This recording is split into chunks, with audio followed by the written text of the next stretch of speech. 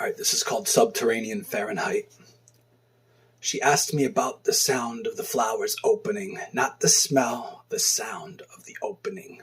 The smell is what everyone is expecting, but she said the beauty is in the sound of the opening and the closing, and the opening and the closing. And she said it's not really silence, it's just that no one is listening, and the momentary glistening is just the rain caught in a certain angle of the light from the ever-moving sun so blistering. And she wondered what would the sun sound like, aside from its dull sizzle, of its daily drone drowned out by the moan of precipitation's drizzle. She got lost and we'd flounder in her mind as it wandered, and sometimes I'd have to snap myself back like a photograph just so I could watch her chisel. And she said, we're just water and light, merely the moist drops on the milkiest thistle. We're just you and I, a bottomless abyss of you and I. And we don't have to make a sound tonight. And then she whispered a story about the smell of time.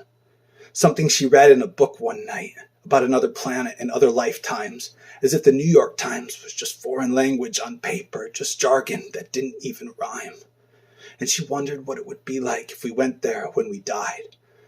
And she wondered if we'd go anywhere at all when we die. Or maybe we just stay here and exist with different eyes, but not all of us know.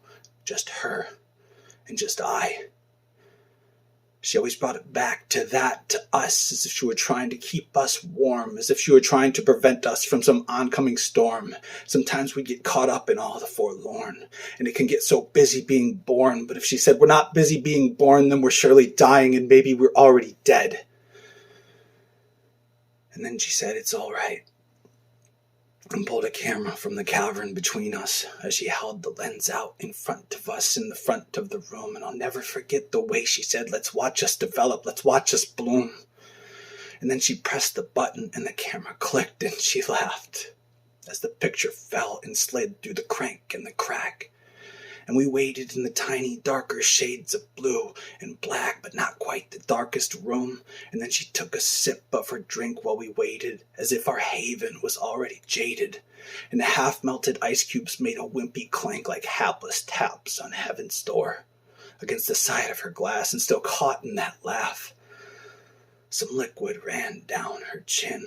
And I met it with my fingers, that dewy drop, that dewy sin as it ran, ready to begin and never stop. With my other hand still between the gaps.